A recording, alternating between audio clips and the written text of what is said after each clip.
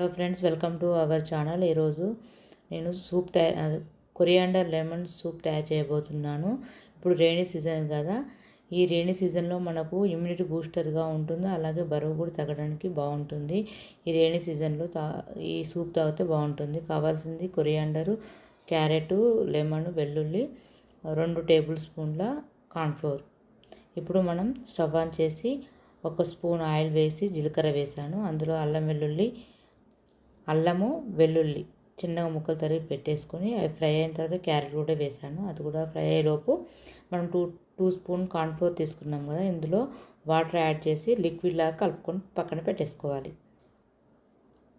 ఇప్పుడు మనం క్యారెట్, అల్లం, వెల్లుల్లి, జీలకర్ర వేసాం కదా, అవి ఫ్రై అయింది.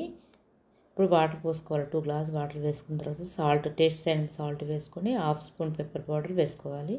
కలుపుకోవాలి. ఒకసారి కలుపుకొని బాయిల్ అవుతుంటుంటే ఇప్పుడు మనము కార్న్ఫ్లోర్ కలుపుకొని పెట్టుకున్నాం కదా వాటర్లో, ఆ లిక్విడ్ ఇందులో వేసుకొని ఒక 2-3 మినిట్స్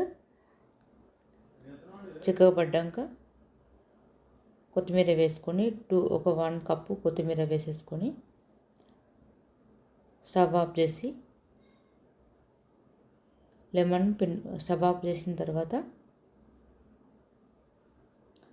ఇప్పుడు లెమన్ పిండుకోవాలి. స్టవ్ ఆఫ్ చేసిన తర్వాత లెమన్ పిండుకోవాలి. ఒక హాఫ్ లెమన్ పిండుకోవాలి. అంతే, tasty coriander lemon soup ready. ఈ రైనీ సీజన్లో ఈ సూప్ తాగితే మంచిది. లైక్ చేయండి, సబ్స్క్రైబ్ చేసుకోండి. ఈ వీడియో మీకు